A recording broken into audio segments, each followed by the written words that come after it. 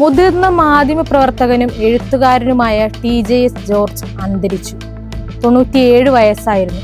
ഹൃദയാഘാതത്തെ തുടർന്ന് ബംഗളൂരുവിലാണ് അദ്ദേഹത്തിന്റെ അന്ത്യം സംഭവിച്ചത്. വെള്ളിയാഴ്ച മുതൽ മണിപ്പാൽ ആശുപത്രിയിൽ ചികിത്സയിൽ കഴിഞ്ഞു വരികയായിരുന്നു.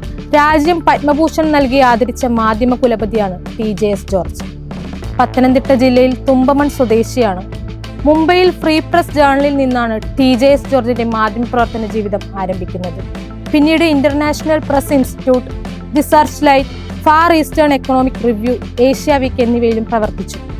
ദി ന്യൂ ഇന്ത്യൻ എക്സ്പ്രസിൽ എഡിറ്റോറിയൽ അഡ്വൈസറായും പ്രവർത്തിച്ചിട്ടുണ്ട്. 2011 രാജ്യം പത്മഭൂഷൺ നൽകി ആദരിച്ചു.